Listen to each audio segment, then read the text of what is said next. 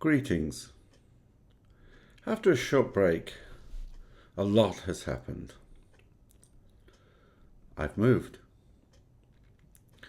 This isn't just a simple move from one street to another, but involved leaving a small country town in one state in Australia to move to a completely different town in another state.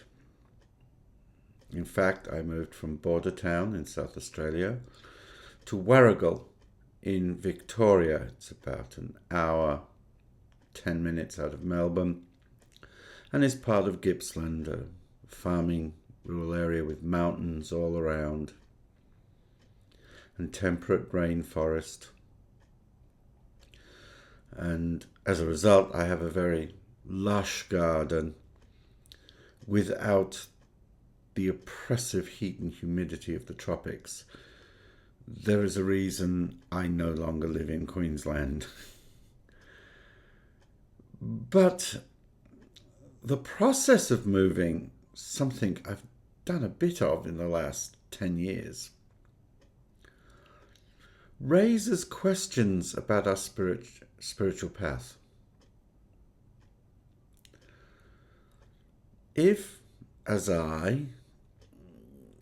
you live in a space where you are able to create a sacred space, but also that your approach to, for want of a better term, do home decorating involves the creation of a physical mandala palace,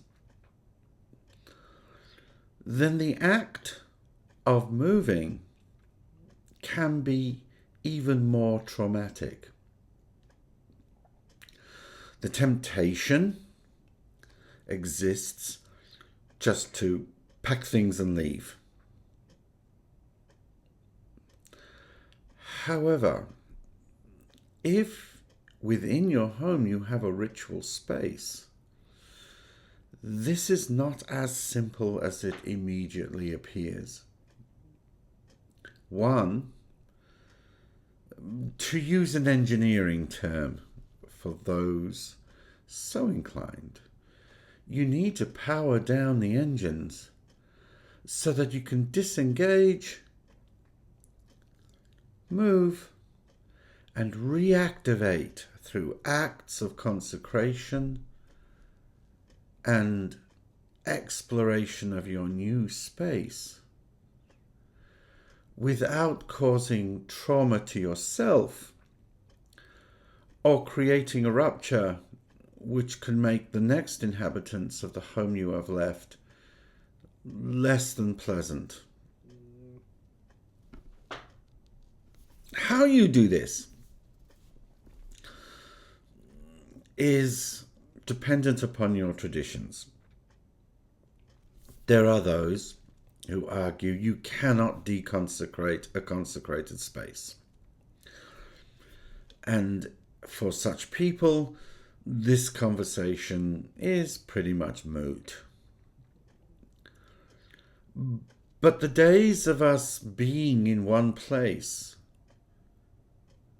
from gestation to death are extremely rare. And the fact remains, we are going to move through our life as we negotiate the need to live in the modern world with all its demands and pressures. How you deconsecrate is important. Some perform exorcisms, and if this falls within the purview of your spiritual path, then all strength to you.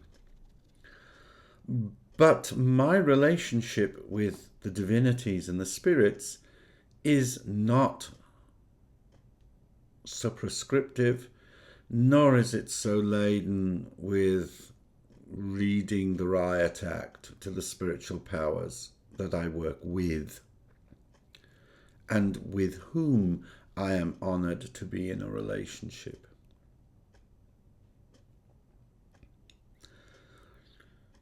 The deconsecration of a sacred space needs to be done with love and healing.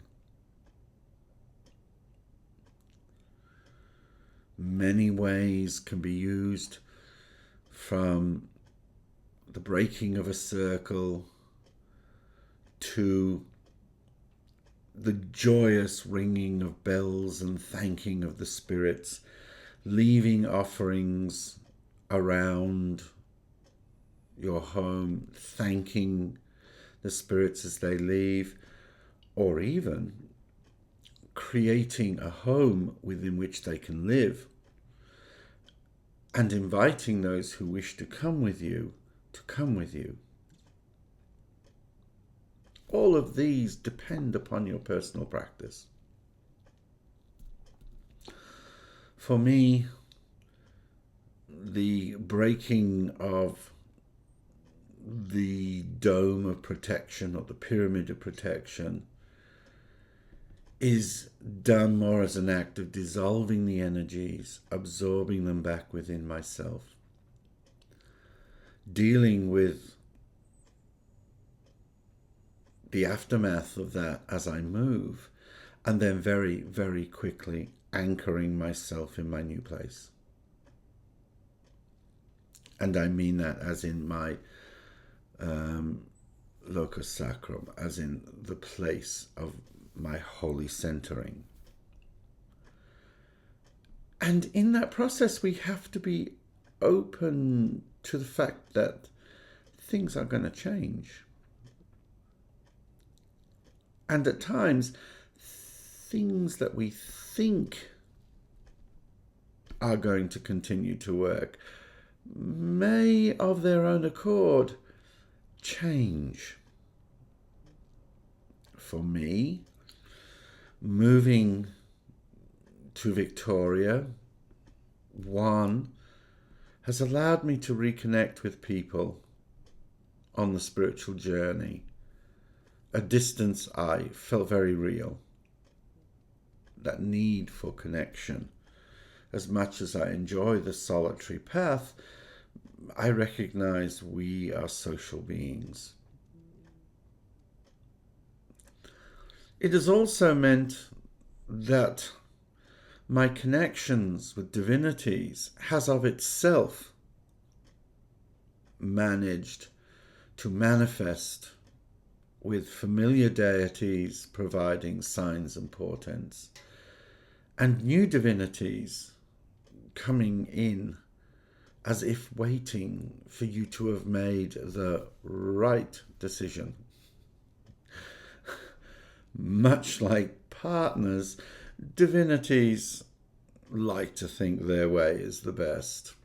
And I, for one, don't complain about that.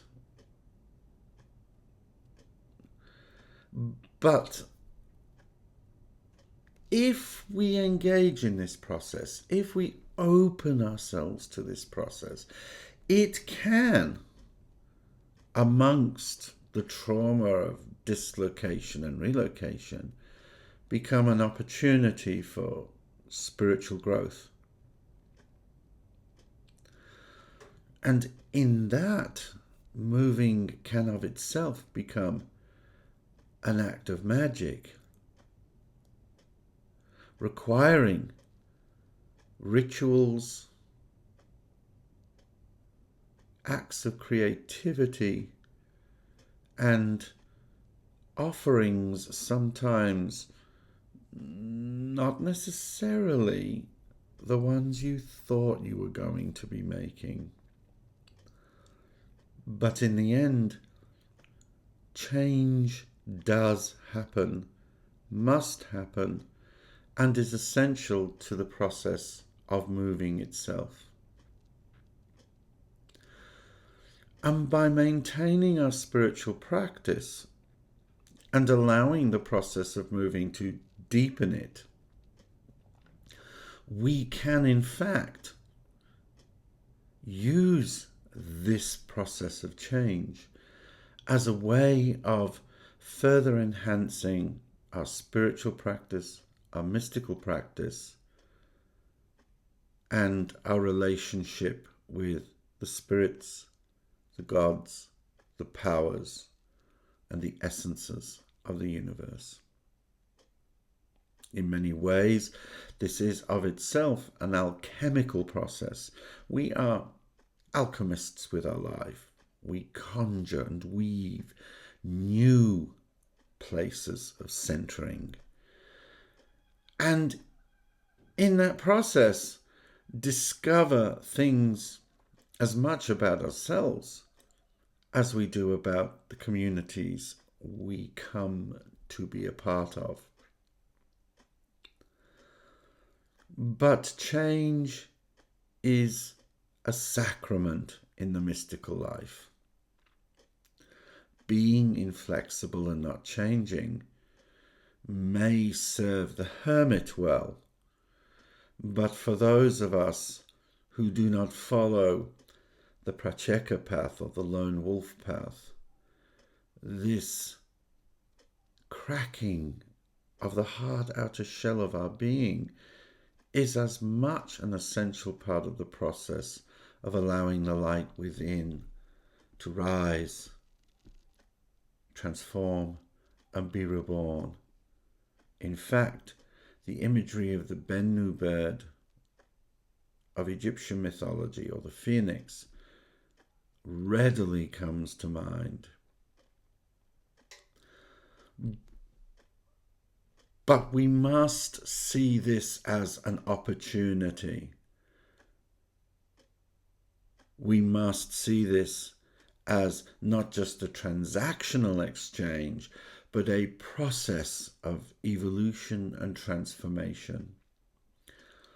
One which will eventually come to all of us in due course, when we move from the home that we have lived in for however long we have lived within it, and by this I mean the bodies we inhabit, and move on to new vistas, new experiences, and if we are lucky, to meet up again with those whom we love, whether human, divine, somewhere in between. Of course, I view all life as divine. In the Isha Upanishad, it begins, all things animate and inanimate are filled with the divine. Thus, all places you live are filled with the divine. And all the bodies you inhabit are equally filled with the divinity of the light, which is your own being.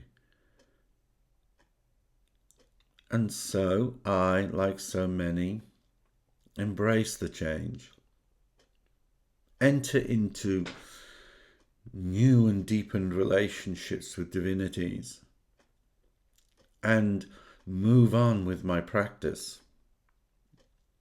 And I can't really complain about this, given how much effort I had made in my practice to invoke change. Sometimes the blessings we seek are not always the ones we thought we were going to get. But in embracing them and dancing, we move through the web of being, and in so doing, reveal new possibilities, new growth, and not new beginnings, but another beginning. And this is essential to anyone who wishes to live the mystical life, especially the mystical life as it is lived in the 21st century. I am Dr. Shimon de Valencia, and I am the Merry Mystic. Om Shanti, Shanti, Shanti.